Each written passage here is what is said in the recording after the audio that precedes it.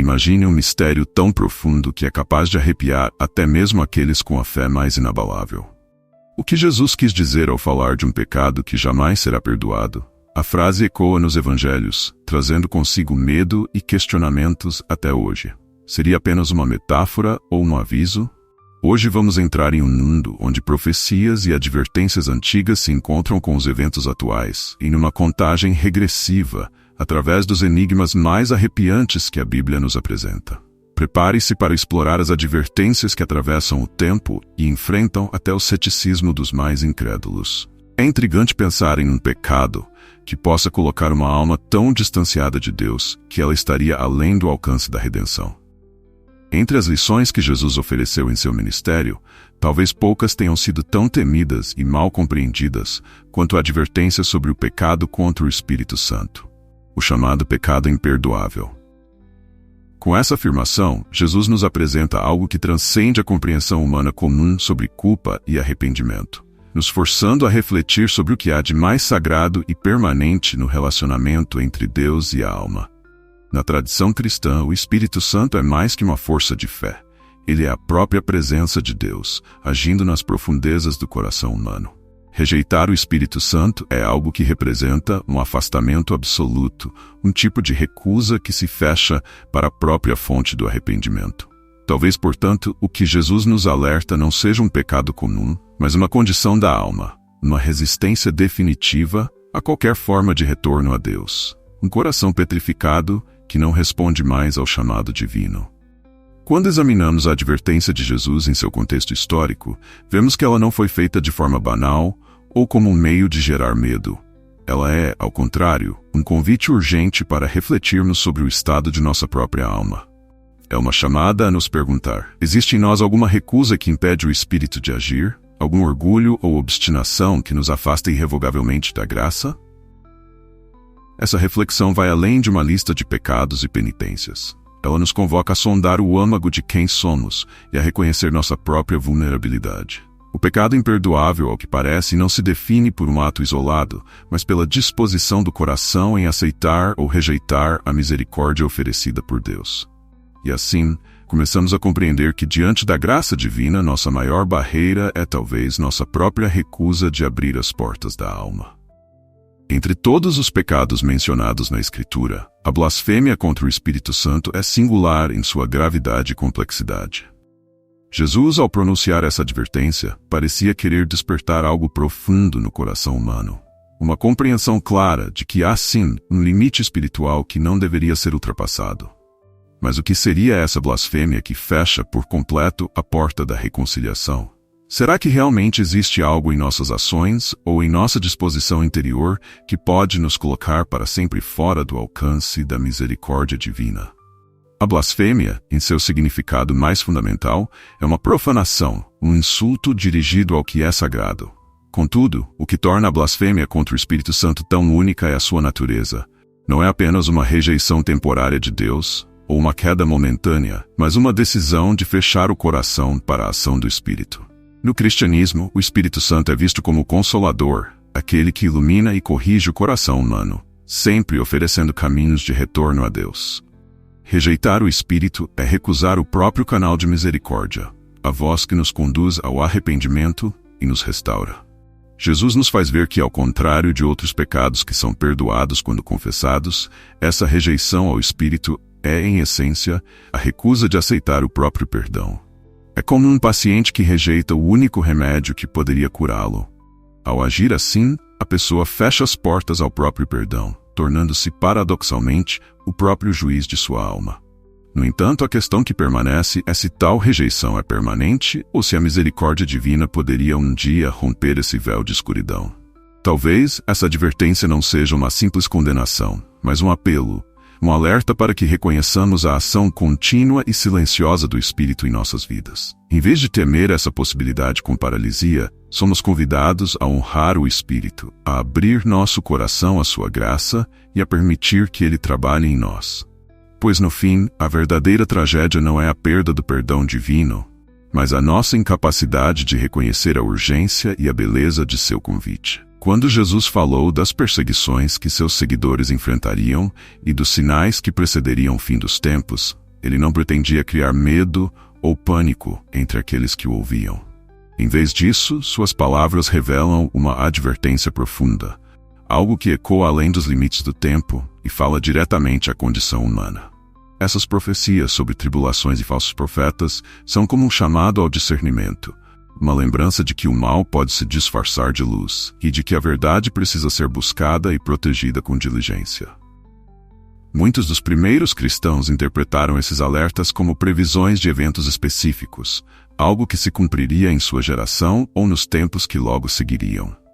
Com o passar dos séculos, no entanto, esses sinais se tornaram parte de uma narrativa contínua, um lembrete de que a luta entre a luz e as trevas é uma constante na história da humanidade. Se hoje enxergamos nos eventos atuais ecos dessas profecias, é menos uma confirmação literal do fim dos tempos, e mais um sinal de que ainda estamos imersos na mesma batalha espiritual que marcou os tempos antigos. Essas advertências também nos desafiam a refletir sobre o conceito de juízo. Jesus nos fala do dia do juízo, não como um evento de terror, mas como um momento em que a justiça divina será plenamente revelada. A ideia de um julgamento final confronta nosso entendimento humano de justiça e misericórdia, nos fazendo perceber que nosso destino não está baseado em regras rígidas e frias, mas na relação viva que mantemos com Deus e com o Espírito que Ele colocou em nós. Ao considerarmos esses sinais, somos chamados a olhar para dentro, para o estado de nossa alma, e nos perguntar se estamos preparados para o momento em que nos encontraremos face a face com a verdade. Pois, no final, o que parece estar em jogo não é apenas o cumprimento das profecias, mas a disposição de cada um de nós em seguir o caminho que nos aproxima de Deus. Essas advertências nos convidam, acima de tudo, a manter viva a chama da fé e da vigilância, para que não sejamos levados pelo engano, mas encontremos forças para permanecer firmes no caminho da luz. A visão das profecias que já se cumpriram, em contraste com aquelas que ainda aguardamos, nos coloca diante de um mistério contínuo. Em seus ensinamentos, Jesus mencionou eventos futuros, que para os ouvintes de sua época, poderiam parecer distantes ou até inacreditáveis. A destruição do Templo de Jerusalém, por exemplo, que parecia ser um marco indestrutível da fé de Israel. No entanto, essa profecia se concretizou de maneira dramática, e ao vê-la cumprir-se, os primeiros cristãos foram despertados para a profundidade e seriedade das palavras de Cristo. Aquele evento não foi apenas uma prova do poder profético de Jesus, mas um lembrete de que há forças espirituais em movimento que transcendem o tempo e o espaço. Ao observarmos essas profecias cumpridas, nos deparamos com um dilema. Como distinguir o que é uma realização plena e o que ainda espera para acontecer? Alguns estudiosos veem o cumprimento de certas profecias como um ciclo, algo que se repete ao longo dos séculos para lembrar a humanidade de sua dependência de Deus. Outros, no entanto, aguardam um cumprimento único e final, especialmente em relação à segunda vinda de Cristo, o retorno que trará o reino definitivo de Deus. Na Igreja, essas questões se tornaram objeto de profunda meditação e especulação, não como um exercício de curiosidade, mas como uma busca sincera por entender o plano divino. Os acontecimentos históricos, catástrofes, guerras, renovação da fé, muitas vezes foram interpretados como parte desse cumprimento gradual. A história humana, afinal, é rica em momentos de crise e redenção, e cada geração parece carregar o seu fardo de desafios espirituais que refletem os grandes temas proféticos. No entanto, a verdadeira sabedoria talvez esteja em reconhecer que a interpretação dessas profecias não se limita à precisão literal, mas ao chamado espiritual que elas carregam. Cada profecia realizada ou aguardada nos convida a despertar para o amor de Deus, a buscar uma vida de virtude e a viver em prontidão espiritual. Afinal, a essência da profecia não está em seu cumprimento externo, mas em seu poder de transformar o coração humano e orientá-lo em direção à eternidade. Para compreender o pecado imperdoável em sua gravidade, é preciso antes entender o conceito de pecado mortal e sua relação com a vida cristã. Na teologia cristã, um pecado mortal é aquele que fere gravemente a nossa relação com Deus, afastando-nos de sua graça e nos deixando à mercê de nossa própria natureza falha. No entanto, mesmo o pecado mortal é perdoável, desde que se busque arrependimento genuíno e uma disposição sincera para se reconciliar com Deus. O pecado contra o Espírito Santo, no entanto, parece transcender essa linha. Ele não é simplesmente uma ação ou um erro, mas uma condição do coração que fecha a porta ao arrependimento. Refletindo sobre isso, percebemos que o pecado imperdoável não se trata tanto de uma infração única, mas de uma atitude persistente de endurecimento, onde o indivíduo recusa o Espírito Santo, que é a própria fonte do arrependimento e da reconciliação. Imagine um homem que, em sua rebeldia, rejeita a ideia de perdão, recusando-se a reconhecer a necessidade de mudança em seu interior. Ele se afasta de tal forma que, mesmo diante da misericórdia divina, não vê razão para acolhê-la. Esse é o perigo sutil do pecado contra o espírito. Não reside tanto na falta de perdão de Deus, mas na incapacidade do coração humano de reconhecer sua necessidade de perdão. Aqui, a questão central é o orgulho, a raiz de toda resistência espiritual. O orgulho faz com que a pessoa se torne impenetrável, como uma pedra que não pode ser tocada pela água viva do Espírito. Ao longo da história bíblica, vemos inúmeros exemplos de corações endurecidos que escolheram seu próprio caminho em detrimento da voz de Deus. E as consequências foram sempre trágicas. Para nós, isso é um chamado a manter o coração aberto, humilde e disposto a reconhecer nossa fragilidade. Não há pecado que Deus não possa perdoar, exceto aquele por o qual fechamos as portas. O pecado imperdoável, portanto, não é tanto uma falha de Deus em perdoar, mas uma falha humana em se arrepender. Na narrativa bíblica, encontramos figuras que, em determinado ponto, recusaram a voz de Deus, entregando-se a uma rebeldia que pareceu endurecer-lhes o coração de forma irreversível. A história de Judas Iscariotes é talvez a mais conhecida e trágica. Ele caminhou ao lado de Jesus, testemunhou seus milagres, escutou suas palavras e, ainda assim, no momento decisivo, preferiu trair aquele que o amava. Ao final, consumido pela culpa, Judas se desespera ao ponto de recusar qualquer esperança de perdão. Aqui vemos o que alguns chamariam de uma forma de rejeição ao Espírito, um fechamento completo à reconciliação e à redenção. Mas Judas não é o único. O Antigo Testamento nos apresenta o faraó do Egito, cujo coração foi continuamente endurecido, enquanto Moisés, sob a ordem divina, o exortava a libertar o povo de Israel. Cada vez que ele recusava, tornava-se mais distante da compaixão e da humildade, a ponto de perder completamente a sensibilidade para o chamado de Deus. Sua rebeldia o isolou de tal maneira que ele não conseguia mais perceber as calamidades como avisos misericordiosos para mudar sua conduta. Esses personagens nos ensinam algo profundo sobre o perigo de uma obstinação espiritual. Não é que Deus deixe de estender sua misericórdia, mas que, em nossa recusa contínua, podemos nos tornar insensíveis a ela. É como uma parede que se ergue lentamente em torno da alma, impedindo que qualquer raio de luz penetre. Paulo, antes de sua conversão, também estava endurecido contra a mensagem de Cristo. Mas ao contrário de Judas e do faraó, ele aceitou a intervenção divina, e ao permitir que seu coração fosse transformado, encontrou uma nova vida em Deus. Assim, essas histórias não nos falam apenas do julgamento, mas do risco real que corremos ao endurecer o coração. Elas nos lembram que, enquanto estivermos abertos ao Espírito, sempre há um caminho de volta, uma chance de redenção. A verdadeira tragédia não é o julgamento final, mas o fechamento gradual e voluntário da alma à graça. Quando olhamos para o mundo ao nosso redor, é inevitável perceber sinais e avisos que, para muitos, ecoam as advertências bíblicas. Grandes calamidades, períodos de indiferença espiritual e uma crescente falta de fé parecem compor um cenário que nos faz lembrar dos alertas deixados por Jesus. Mas o que são esses sinais? Seriam apenas coincidências trágicas, ou representam, de fato, um chamado urgente para a nossa geração? Ao longo da história, místicos e santos falaram de visões que pareciam anunciar tempos de escuridão espiritual. De Santa Faustina a Padre Pio, muitos receberam mensagens que apontavam para um período em que o coração da humanidade pareceria cada vez mais distante de Deus.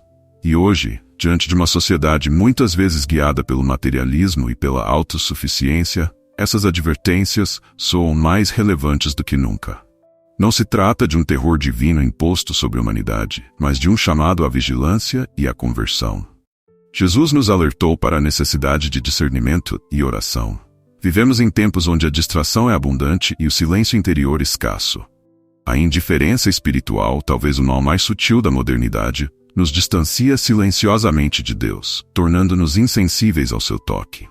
Esse afastamento gradual pode ser tão perigoso quanto qualquer pecado manifesto, pois ele endurece o coração e nos impede de responder ao Espírito.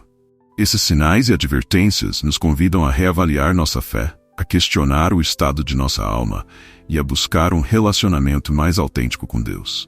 Eles não estão aqui para nos assustar, mas para nos despertar. A oração e a comunhão com Deus tornam-se, assim, as verdadeiras âncoras que nos mantêm próximos dele em meio às tempestades espirituais.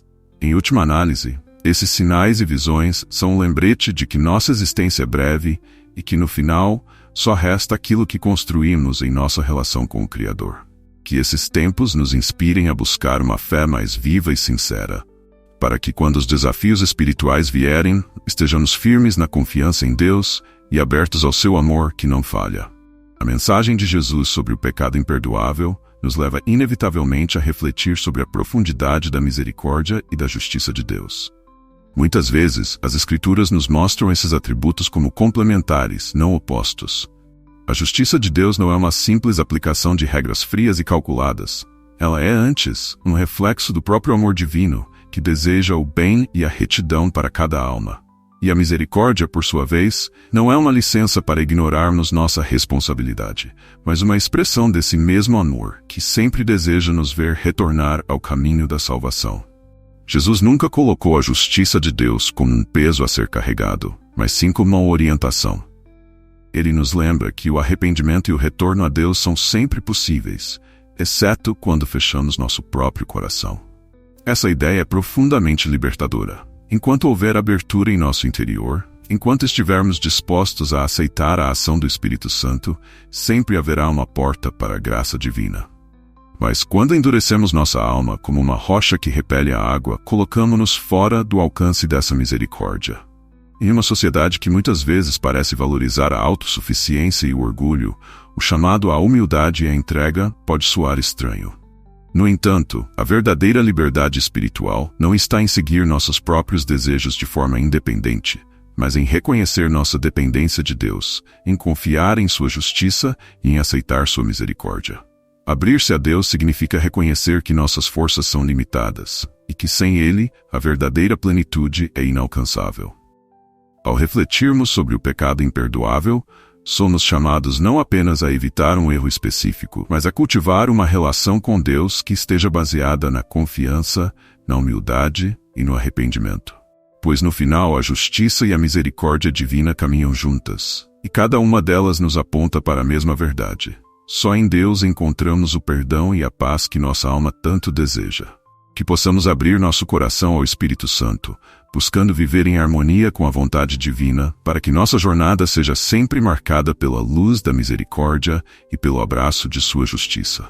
Ao longo desta reflexão, mergulhamos nas profundezas do que significa o pecado contra o Espírito Santo, questionando sua natureza e o impacto que ele exerce sobre a alma humana. Compreendemos que, mais do que um ato isolado, esse pecado representa um fechamento total do coração, uma recusa deliberada de aceitar a graça e a misericórdia oferecidas por Deus. Vimos que a misericórdia divina é infinita e sempre estendida a nós, mas que ela precisa ser acolhida, com humildade e abertura, para que possa agir plenamente em nossas vidas. O pecado imperdoável nos alerta sobre o perigo de endurecermos o coração a tal ponto que nem mesmo a misericórdia consegue alcançá-lo. Ele nos lembra que, em nossa caminhada de fé, a verdadeira segurança está em mantermos o coração aberto ao Espírito Santo, buscando a comunhão com Deus e aceitando suas correções e chamados. Esse alerta, porém, é também uma promessa de esperança. Enquanto houver arrependimento e disposição para a graça, a porta da misericórdia estará sempre aberta. Convido você a refletir sobre tudo o que foi discutido hoje.